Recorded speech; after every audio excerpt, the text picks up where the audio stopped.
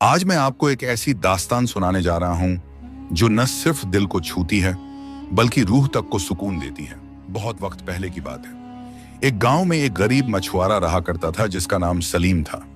वो रोज दरिया से मछलियां पकड़कर लाता, बाजार में बेचता और उसी से अपने घर का गुजारा करता। उसका घर मिट्टी और लकड़ी से बना एक छोटा सा झोंपड़ा था जिसमें उसकी बीमार माँ और छोटी बहन आमिना रहा करती थी। सलीम मेहनती था मगर किस्मत उससे मेहरबान नहीं थी। फिर भी उसके दिल में शिकायत नहीं थी। वो कहता था, जिसने जान दी है वही रोजी भी देगा, मैं तो बस मेहनत करता हूं। एक दिन सलीम रोज की तरह अपना जाल उठाकर दरिया की तरफ चला गया। उसने नाव दरिया में उतारी और जाल डालने ही वाला था कि उसकी नजर पानी में तैरती हुई एक भारी लकड़ी की संदूक पर पड़ी। पहले तो उसने ध्यान नहीं दिया, लेकिन जब वो संदूक उसके पास तक आ गया तो सलीम ने उसे खींचकर अपनी नाव में रख लिया। संदूक भीगा हुआ था और काफी भारी भी। काफी सोच विचार के बाद सलीम ने जब उसका ढक्कन खोला तो उसके होश उड़ गए। संदूक के अंदर एक 9 साल की बच्ची बेसुध पड़ी थी।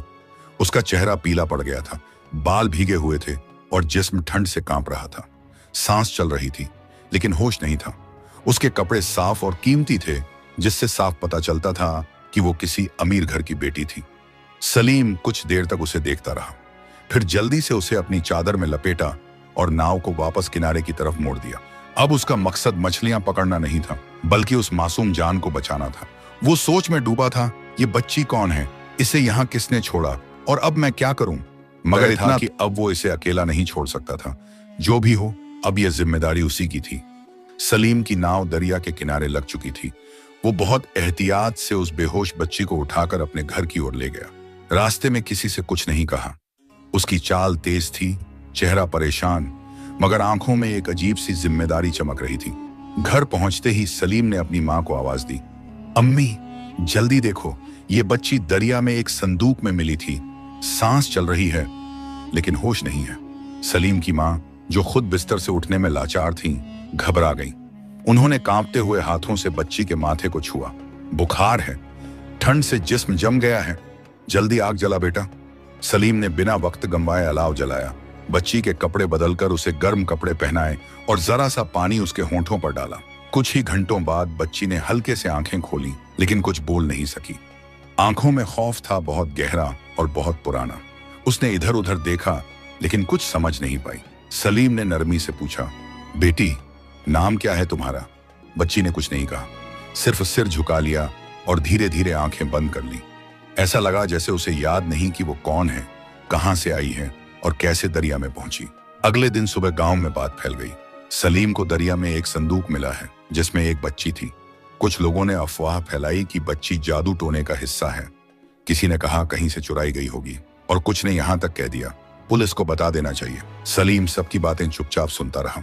वो जानता था कि दुनिया सवाल ज्यादा करती है, मदद कम, मगर वो बच्ची को किसी अनजाने के हवाले करने का इरादा नहीं रखता था। उसने फैसला कर लिया, जब तक इसका सच सामने नहीं आता ये मेरे घर की अमानत है। 3 दिन बीत गए। बच्ची धीरे धीरे होश में आने लगी थी मगर अब भी खामोश रहती। बहुत कम खाती, बहुत कम बोलती, बस एक कोने में बैठकर दरवाजे की तरफ देखा करती जैसे किसी को ढूंढ रही हो या किसी से छुप रही हो। वो रात को चौंक कर उठ जाती, चीखें मारती, कभी खुद को छुपाने की कोशिश करती। आमिना उसे बहुत प्यार से समझाती मगर बच्ची की आंखों से डर उतरने का नाम ही नहीं लेता। सलीम की मां कहती, बेटा ये बच्ची बहुत कुछ झेल चुकी है, जो इसके साथ हुआ है वो हमें अल्लाह ही बताएगा, तू सब्र कर। हफ्ता गुजर गया। सलीम अपनी आमदनी का बड़ा हिस्सा अब उस बच्ची पर खर्च करता, दवा, कपड़े, खाने की चीजें, सब कुछ। मगर गरीबी अपना असर दिखा रही थी। उसकी मछलियां भी अब पहले जैसी नहीं बिकती थीं। गांव वाले ताना देने लगे, बेगानी बच्ची पाल रहा है, अपना घर भूला दिया है। सलीम बस इतना कहता, जिसे दरिया ने मेरे हवाले किया है उसे मैं ऐसे ही नहीं छोड़ सकता। एक दिन सलीम ने बच्ची से फिर से पूछा, बेटी तुम्हारा नाम क्या है? तुम्हारा कोई घर है, कोई अम्मी अब्बू?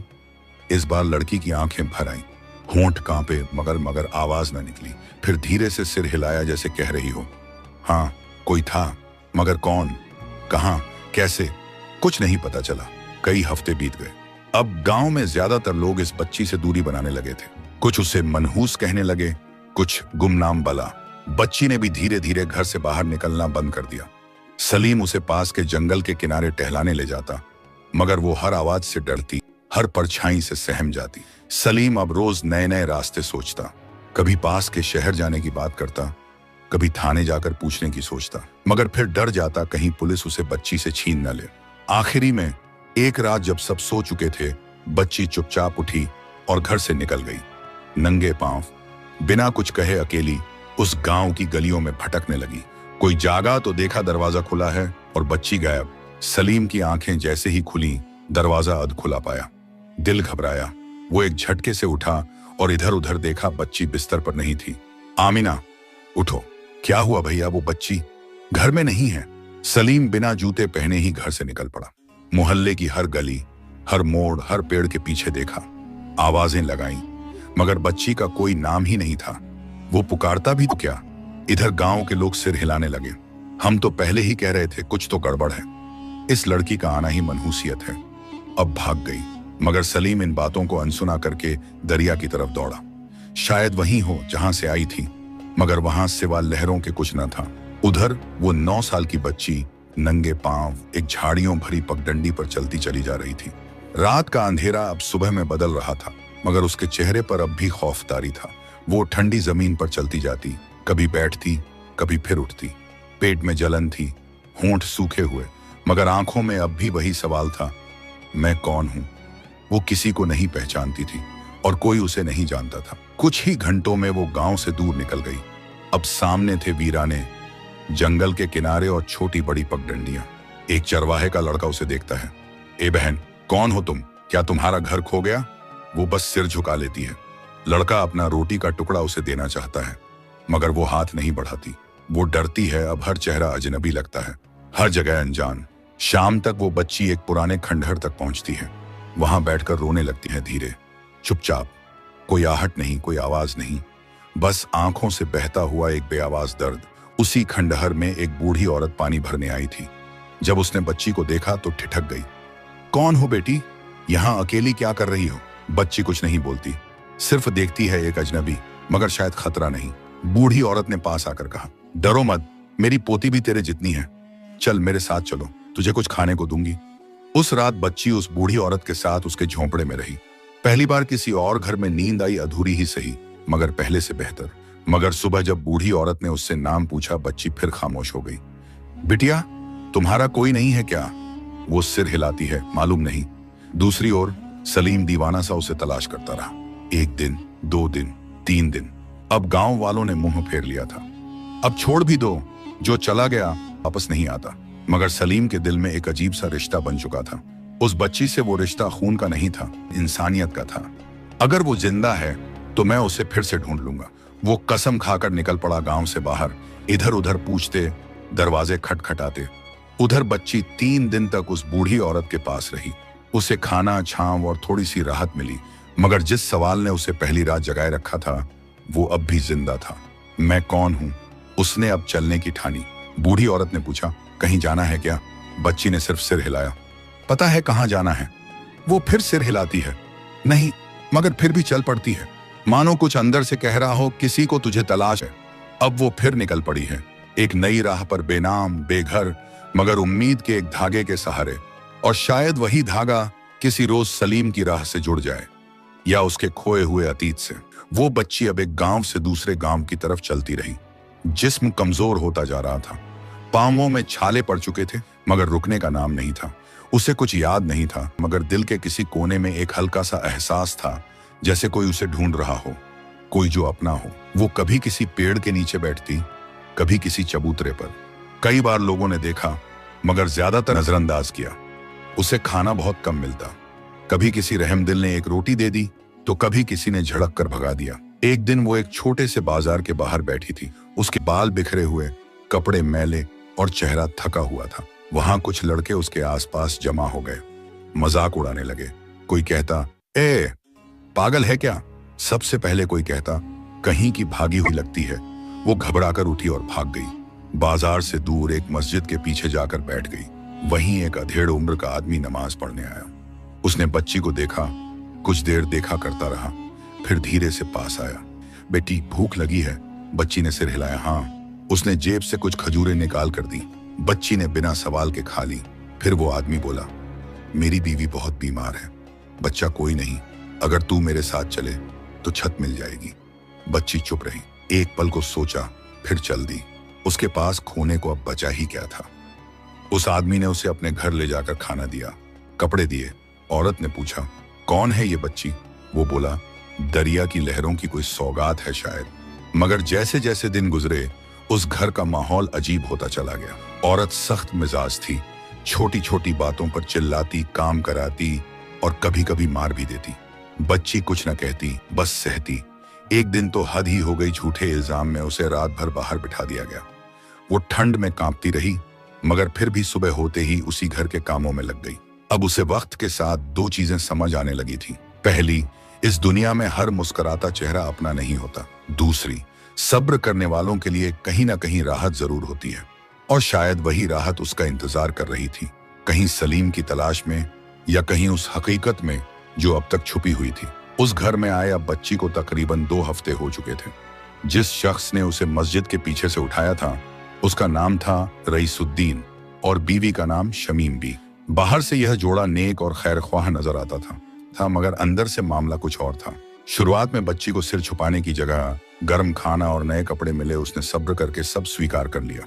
उसे अब भी अपना नाम याद नहीं था, अपने घर का कोई निशान याद नहीं था। सलीम का चेहरा भी अब धुंधला सा हो चला था, मगर उसके अंदर एक एहसास हर पल जिंदा था, मुझे कहीं और होना चाहिए, ये मेरा ठिकाना नहीं है। रईसुद्दीन जब बाहर होता तो शमीम भी उसे जरूरत से ज्यादा काम में झोंक देती।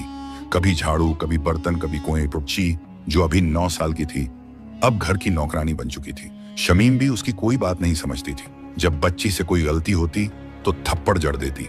बेशरम, तुझे उठाया था ताकि तेरा भला हो और तू काम भी ठीक से नहीं करती। वो चुपचाप सहती। रात को थकी हुई सी अपने छोटे से कोने में लेट जाती, दीवार की तरफ मुंह कर लेती और आंखों से आंसू बहते रहते। एक दिन ऐसा भी आया जब शमीम बी ने उसकी पढ़ाई की किताबें फाड़ दी। तेरे जैसे लोग पढ़ने के लिए नहीं होते, काम करने के लिए होते हैं। बच्ची ने ज्यादा कुछ नहीं कहा, लेकिन उस रात सोई नहीं। दिमाग में बार बार कुछ पुराने साए उभरते। एक उजला कमरा, किसी की गोद, एक नाम जिसे कोई पुकारता था, मगर अब सिर्फ सन्नाटा। उधर सलीम अब भी उस बच्ची की तलाश में था। उसने पास के कस्बों में, बाजारों में, यहाँ तक कि शहर के थाने में भी पता किया, क्या किसी ने एक 9 साल की बच्ची देखी है जो बेहोश हालत में दरिया में मिली थी। सबने मुंह फेर लिया या कहा, यहाँ ऐसी सैकड़ों कहानियां हैं, सबका पीछा नहीं किया जा सकता। मगर सलीम हार मानने वालों में से नहीं था। वो हर जुमे के दिन खास तौर से दुआ करता, या अल्लाह उस बच्ची की हिफाजत फरमा, जहां कहीं भी हो उसे अपना बना दे और मुझे फिर से उससे मिला दे। उधर बच्ची की हालत दिन ब दिन गिरती जा रही थी। भूख, काम और ताने अब उसकी जिंदगी बन चुके थे। वो अब नाम भी भूलने लगी थी। कभी खुद से पूछती, क्या मेरा नाम भी है? कभी दरी के कोने में बैठकर सोचती, क्या कोई मुझे फिर से खोजेगा? फिर एक दिन जब रईसुद्दीन का मिजाज खराब था और शमीम भी किसी बात पर आग बबूला, उन्होंने मिलकर बच्ची को बुरी तरह डांटा और धक्का देकर बाहर निकाल दिया। जा, वापस वहीं जा जहां से आई थी। हमने तुझ पर एहसान किया, अब तू एहसान फरामोश बन गई है। बच्ची बिना कुछ बोले एक बार फिर उसी पगडंडी पर चल पड़ी। इस बार उसे पता नहीं था कि किस दिशा में जाना है, मगर एक बात अब उसके दिल में तय थी, मैं अब किसी के रहम पर नहीं जीऊंगी। रात के वक्त वो एक मस्जिद की सीढ़ियों पर बैठी थी। एक अजनबी ने पूछा, तुम्हारा नाम क्या है? उसने बहुत सोचकर कहा, मुझे नहीं पता। फिर कुछ देर बाद धीरे से बोली, शायद मेरा नाम मरियम था। उसकी आंखें भर आईं और पास रखी ईंट पर सिर टिकाकर वो सो गई। उसी रात उसने सपना देखा।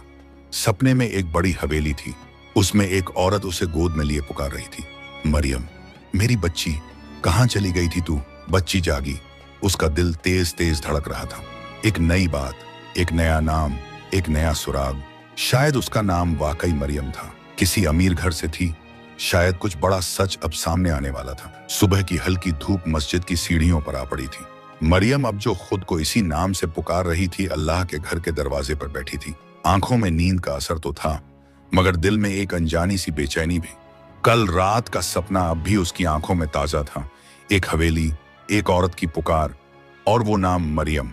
वो अब छोटी बच्ची नहीं रही थी। हालात ने उसे वक्त से पहले बड़ा बना दिया था। उसके कपड़े मैले थे, बाल उलझे हुए थे और जिस्म पर काम की थकान के निशान थे, लेकिन आंखें अब भी किसी सच्चाई की तलाश में चमक रही थीं। मरियम, उसने खुद से दोहराया। क्या वाकई मेरा नाम यही है? क्या वो औरत मेरी माँ थी? क्या वो हवेली मेरा घर था? यह सवाल अब उसके दिल को चैन नहीं लेने दे रहे थे। उसी वक्त मस्जिद के इमाम साहब बाहर आए। उन्होंने बच्ची को कई दिन से वहीं बैठे देखा था, कभी रोटियां बांटते वक्त, कभी किसी नमाजी के साथ। आज उन्होंने पास आकर पूछा, बेटी कहां से आई हो तुम? मरियम कुछ पल चुप रही, फिर बोली, मुझे नहीं पता, मैं दरिया से आई थी। फिर उसकी आंखों में हल्की सी नमी भर आई। मुझे मेरा घर याद नहीं, मेरा नाम भी नहीं। कल रात एक सपना देखा, किसी ने मुझे मरियम कहा। क्या मेरा नाम मरियम हो सकता है?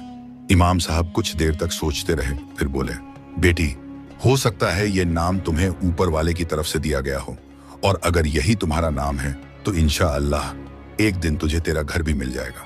इमाम साहब ने उस दिन मरियम को अपने घर ले जाकर खाना खिलाया, नए कपड़े दिए और अपने बच्चों के साथ खेलने दिया। मरियम के लिए ये कुछ घंटों की राहत थी, मगर वो खुद जानती थी कि ये ठहराव सिर्फ वक्त का एक टुकड़ा है, मंजिल अब भी दूर है। शाम होते ही वो वापस चल दी, अब की बार एक नए गांव की ओर।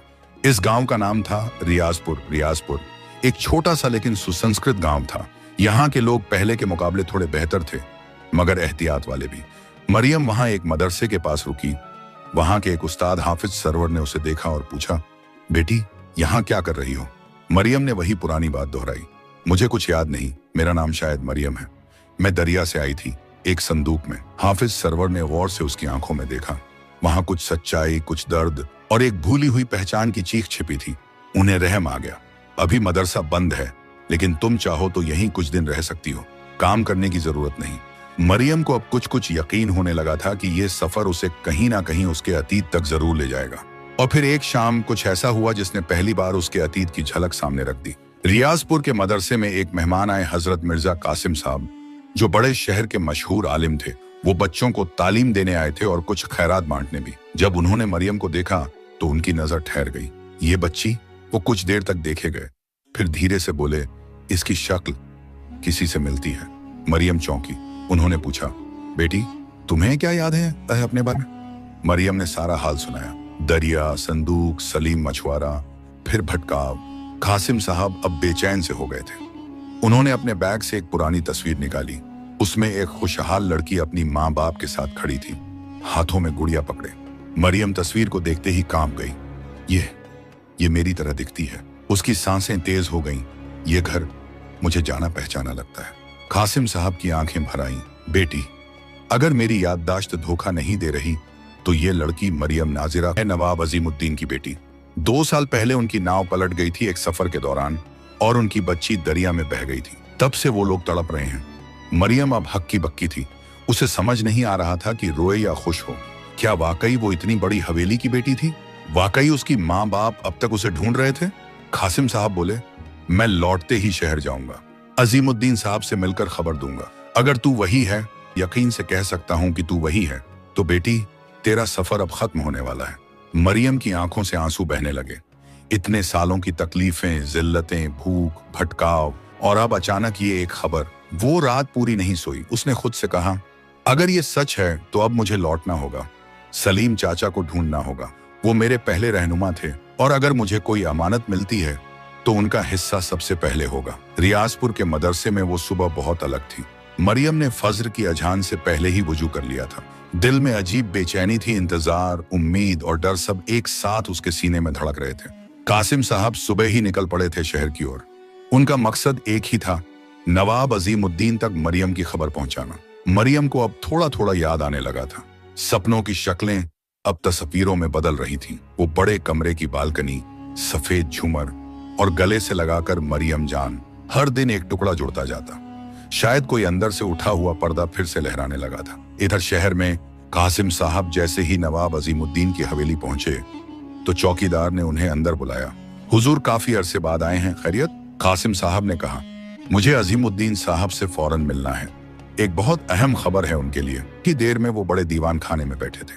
सामने नवाब साहब अपने पुराने लिबास में, आंखों के नीचे गहरे साए और हाथ में एक तस्वीर लिए हुए आए। कहिए कासिम मियां, सब खैर है?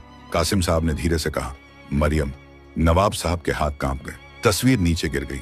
क्या कहा आपने? मैं एक बच्ची से मिला हूं हुजूर। उसका चेहरा, उसकी बातें, उसकी यादें, सब कुछ हूबहू आपकी मरियम जैसी हैं। नवाब साहब की आंखें डबडबा गईं। हमें उसे अभी इसी वक्त लाना होगा। 3 दिन बाद एक आलीशान गाड़ी रियाजपुर के मदरसे के सामने रुकी। मरियम उस वक्त कुरान की तिलावत सुन रही थी। हाफिज सरवर ने उसे पुकारा, मरियम बेटा, तेरे लिए कोई आया है। मरियम बाहर निकली तो देखा एक बूढ़ा आदमी, रेशमी कुर्ता पाजामा, आंखों में नमी, उसके सामने खड़ा था। मरियम, मेरी बच्ची। नवाब अजीमुद्दीन ने जैसे ही उसे देखा झुककर गले लगा लिया। मरियम ठिठक गई। आप? मैं तुम्हारा अब्बा हूं बेटा। तुझे हमसे जुदा हुए 2 साल हो चुके हैं। हमने हर जगह तलाश किया, मुआवजा दिया, अखबारों में इश्तिहार छपवाए, लेकिन तेरा कोई सुराग नहीं मिला। मरियम की आंखें भर आईं। मुझे कुछ भी याद नहीं था, मैं तो बस बहती चली गई थी। फिर एक चाचा ने मुझे बचाया था, सलीम मछुआरा। मरियम ने पहली बार उसका नाम लिया खुलकर। अगर वो मुझे ना बचाते तो शायद मैं जिंदा ना होती। नवाब साहब बोले, हमें उस शख्स का पता चाहिए, हम उस पर जिंदगी भर एहसानमंद रहेंगे। मरियम का शहर लौटना अब तय था। उसे नए कपड़े पहनाए गए, उसके लिए एक छोटी सी पार्टी रखी गई और मीडिया में खबर तक फैल गई। नवाब की खोई हुई बेटी 2 साल बाद वापस मिली, लेकिन मरियम के दिल में एक और दर्द बाकी था। क्या सलीम चाचा को मेरी खबर मिली होगी? उधर सलीम अब भी उसी गांव में था।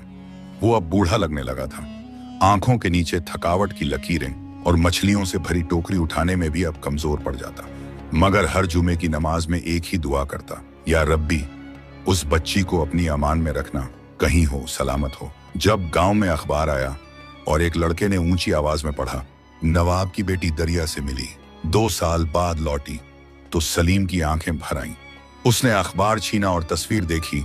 अल्लाहू अकबर, मरियम, मेरी बच्ची सलामत है। नवाब अजीमुद्दीन खुद सलीम के गांव आए। हवेली से गाड़ी निकली, 4-5 लोग साथ थे। सलीम किनारे बैठा था, हाथ में मछली की जाली। जब एक सलीम कहकर पुकारा गया तो उसने सिर उठाया। आप सलीम हैं? जी हजूर, हम नवाब अजीमुद्दीन हैं, मरियम के वालिद। आप वो शख्स हैं जिसने हमारी बच्ची को बचाया, पाला और उसे जिंदा रखा। सलीम घबराकर खड़ा हो गया। मैंने तो बस इंसानियत का फर्ज निभाया था मालिक। नवाब ने उसका हाथ थाम लिया। आपने हमारे घर की चिरागों को रोशन रखा, अब ये एहसान कभी नहीं भूला जाएगा। सलीम को शहर बुलाया गया, उसे एक नया घर दिया गया, हर महीने का खर्चा तय हुआ और साथ ही एक बड़ी मछली कंपनी में हिस्सेदारी दी गई। अब आप सलीम नहीं, सलीम उर रहमान, हमारी फैमिली के करीबी हैं। मरियम ने दौड़कर उसे गले लगाया। आप मेरे चाचा ही नहीं, अगर आप ना होते तो मेरी कहानी कब की खत्म हो चुकी होती। मरियम अब हवेली लौट चुकी थी। चारों तरफ रोशनी थी, स्वागत था, गुलाब के फूलों की बारिश थी, लेकिन उसके दिल में एक अजीब सी खामोशी तारी थी। कभी कभी अपने ही घर में अजनबी महसूस होना एक अलग किस्म का गम होता है। वो कमरे तो वही थे जिनकी तस्वीरें उसकी यादों के कोनों में थीं, लेकिन अब सब कुछ अजनबी लगता था। कभी कभी दीवारों को देखती तो सोचा करती, क्या ये वाकई मेरा घर है? इधर सलीम भी नवाब साहब के दस्ते करम से अब शहर में एक अच्छे मकान में आ चुका था। कंपनी के कारोबार में उसे एक मछली फार्म की देखरेख दी गई थी। हर दिन वो कुशलता से काम करता, लोगों के साथ सलीके से पेश आता, लेकिन अभी भी सादा ही रहा वही मछुआरे वाला दिल, वही फकीरी तबीयत। शहर के लोग उसकी इज्जत करने लगे थे। सलीम चाचा अब हर किसी की जुबान पर था, मगर अंदर ही अंदर सलीम जानता था कि असल इम्तिहान अभी खत्म नहीं हुआ।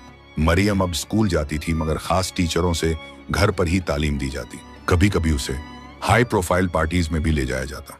वहां ऊंचे ओहदेदार, बड़ेर साहबजादे और शहर के नुमाइंदे होते, सब उसकी तारीफ करते। माशा अल्लाह, कितनी समझदार बच्ची है, बिल्कुल अपनी वालिदा जैसी। मगर मरियम अंदर से टूट रही थी। उसके ख्वाबों में अब भी वो पुराने मंजर आते, कभी मस्जिद की छत, कभी ठंड में बाहर बैठी अपनी छोटी सी परछाई, कभी सलीम चाचा की टूटी सी नाव में बैठी अपनी मुस्कुराहट। एक दिन मरियम की वालिदा बीबी माहिरा ने कहा, अब वक्त है कि तुझे अपनी असल जिंदगी जीनी है। हम चाहते हैं कि तू बड़े लोगों की महफिल में शामिल हो, हमारे नाम को रोशन करे। मरियम ने बहुत अदब से पूछा, क्या मेरी मर्जी की भी कोई जगह है अम्मी जान? बीबी माहिरा ठहर गई, उनके चेहरे पर सख्ती थी। बेटा, नवाबों के घर में लड़की को आजादी से पहले जिम्मेदारी निभानी होती है। उधर सलीम अब भी हर जुमे को मस्जिद के बाहर गरीबों में खाना बांटता, बच्चों के लिए मिठाई लाता। कोई देखता तो कहता, सलीम भाई अब अमीर हो गए हैं, मगर तबीयत आज भी वही है। शाम को वो तन्हाई में बैठकर बस एक ही बात सोचता, मरियम खुश है क्या? वो कभी हवेली के बाहर नहीं गया। उसे डर था कहीं उसकी मौजूदगी मरियम की नई जिंदगी में कोई बोझ न बन जाए।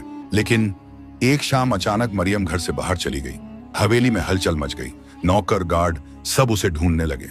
किसी को समझ नहीं आ रहा था कि उसने ऐसा क्यों किया। दरअसल मरियम अपनी उस पुरानी गली में आई थी जहां कभी सलीम की झोपड़ी थी। अब वहां नया मकान था। वो दरवाजे पर खड़ी थी, आंखों में आंसू। तभी दरवाजा खुला, सामने सलीम था। मरियम चाचा। उसने दौड़कर उन्हें गले लगा लिया। सलीम ने उसे सीने से लगाया। क्या हुआ बच्ची? मैं थक गई हूं चाचा, मैं उस दुनिया में फिट नहीं होती। मुझे हर चीज बनावटी लगती है। मुझे आपकी वो टूटी नाव और मस्जिद का पिछवाड़ा याद आता है। मैं वही मरियम हूं जो आपके साथ थी। सलीम ने कहा, बेटा, दुनिया में बहुत से चेहरे नकाब में होते हैं, लेकिन तू वो चेहरा है जिसे अल्लाह ने किसी की जिंदगी में रहमत बनाकर भेजा है। हर तकलीफ के बाद राहत है। सब्र रख, शायद अभी तेरा इम्तिहान बाकी है। फिर मरियम को वापस लाया गया। नवाब साहब ने पहली बार मरियम से बिना सवाल किए सिर्फ एक बात कही, अगर तुझे इस घर की दुनिया नहीं भाती तो तू जैसा चाहे वैसा जी। हम तुझसे ज्यादा और कुछ नहीं चाहते। मरियम ने सिर झुका लिया। मैं आपकी इज्जत और नाम की कद्र करती हूँ अब्बा जान, मगर मुझे सलीम चाचा के पास जाना अच्छा लगता है, क्योंकि वहां मुझे खुद की पहचान मिलती है। शहर की सुबह अब मरियम के लिए वैसी नहीं रही जैसी पहले हुआ करती थी। बचपन में उसके दिन नर्म धूप, गर्म चाय और छत पर खेलते परिंदों के साथ शुरू होते थे, मगर अब उसके सुबह की पहली आवाज थी जिम्मेदारियों की दस्तक। उसने अपने माँ बाप से इजाजत लेकर सलीम के पास वक्त गुजारना शुरू कर दिया था। नवाब साहब और बीबी माहिरा ने यह बात किसी मजबूरी में नहीं, बल्कि अपनी बेटी की मुस्कुराहट के वास्ते कबूल की थी। मरियम अब सलीम के साथ शहर के छोटे स्कूलों, यतीम खानों और मछुआरों की बस्तियों में जाती। वो बच्चों को पढ़ाती, औरतों को हिम्मत देती और बुजुर्गों के हाथ थाम कर कहती, मैं भी कभी यहीं की थी और अब मेरा दिल यहीं है। सलीम अब शहर के सबसे भरोसेमंद और इज्जतदार शख्सों में गिना जाता था। उसने नवाब साहब के पैसे से कारोबार नहीं बढ़ाया, बल्कि ईमानदारी और मेहनत से अपने हुनर को फैलाया। मछली पकड़ने का जो हुनर उसके हाथों में था, वो अब एक स्कूल बन चुका था, जहां गरीब बच्चों को पढ़ाई के साथ साथ पेशा सिखाया जाता। मरियम उस एकेडमी की सरप्रस्त बनी। लोग अब अक्सर कहते, सलीम और मरियम अल्लाह की दो रहमतें हैं जो इस बस्ती की तकदीर बदल रही हैं। एक दिन शहर के बड़े उद्योगपति हाजी अब्दुल मुस्तफा ने मछली के धंधे में कदम रखने का ऐलान किया। वो दबाव बनाकर सलीम की जमीन खरीदना चाहते थे जहां उसकी एकेडमी थी। सलीम ने अदब से इनकार कर दिया। जनाब, ये जमीन मेरी नहीं, उन बच्चों की है जो यहाँ अपना कल बना रहे हैं। हाजी साहब ने धमकाया, केस किया, अफसरों को खरीदा।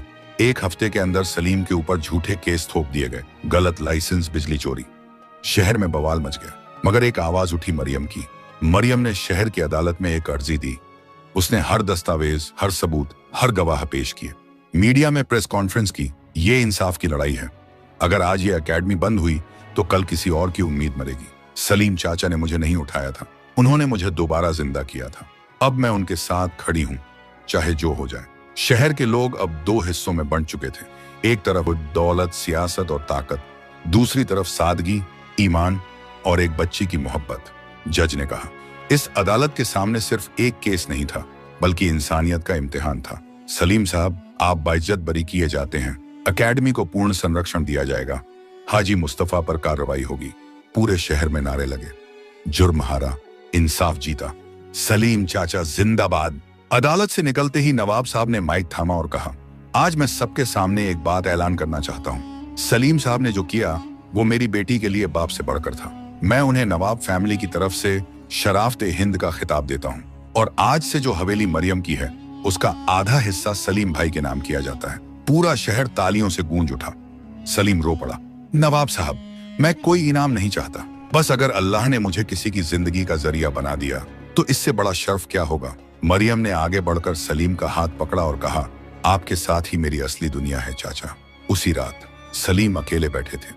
आसमान साफ था, उनकी आंखों में नमी थी, दिल में सुकून। वो बोले, या रब, तूने उस संदूक में जो रहमत भेजी थी, आज वो पूरी बस्ती की रहमत बन गई। अब वक्त कुछ और था। वो नाव जो कभी टूटी थी, अब समंदरों में तैरने वाला जहाज बन चुकी थी। वो बच्ची जो संदूक में बेसुध मिली थी, अब एक रहमत बनकर बस्ती बस्ती चमक रही थी। और वो मछुआरा जो कभी एक वक्त की रोटी के लिए जाल डालता था, अब लोगों की तकदीर बुन रहा था। सलीम अब सुबह सुबह अपने छोटे से दफ्तर में बैठकर चाय पीते और सामने बैठी बच्चों की लाइन को देखते जो एकेडमी में दाखिला लेने आए थे। तुम्हारा नाम? राहिल। कहाँ से आए हो? झुग्गी नंबर 17 से। खुश रहो बेटे, तुम्हें इल्म भी मिलेगा, हुनर भी। और इज्जत भी। ये वही जमीन थी जहां कभी उसके जाल सूखने को डाले जाते थे। अब लोग उसे बेटी मरियम कहते थे। वो हर हफ्ते खुद जाकर बस्तियों में लड़कियों को पढ़ाती, उनकी माओं को तालीम की अहमियत समझाती। मैं भी तो तुम्हारी तरह थी, वो कहती, मगर अल्लाह ने मुझे एक चाचा दिया जिन्होंने मेरी रूह को जिंदा किया। उसने एक एनजीओ शुरू किया था, नूर-ए-संदूक, जिसका मकसद था हर उस बच्चे की मदद करना जो किसी वजह से अपनी पहचान खो बैठा हो। सलीम की खास बात, अब भी उसके कपड़े सादे थे। अब भी वो हर महीने अपनी कमाई का एक हिस्सा गरीबों में बांटता।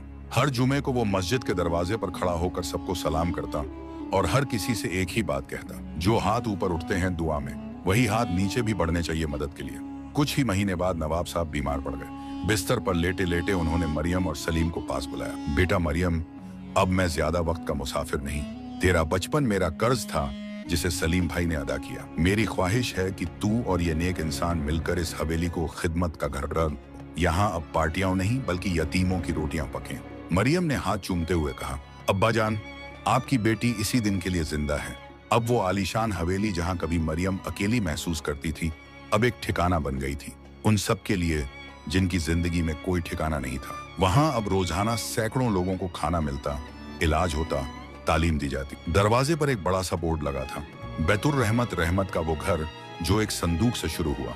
एक रात मरियम और सलीम हवेली के ऊपरी मंजिल से शहर को देख रहे थे। चाचा, क्या आपको याद है वो रात जब आप मुझे नाले से उठाकर लाए थे? सलीम मुस्कुराया, आंखें भीगी हुई। बिल्कुल याद है। उस रात मैं समझा था कि मैंने एक बच्ची बचाई है, लेकिन आज मालूम हुआ कि अल्लाह ने उस रात मेरी तकदीर को बचा लिया था। मरियम हंसी और बोली, और मैंने समझा था कि मैं किसी की रहमत बनूंगी, मगर चाचा, असल रहमत तो आप थे।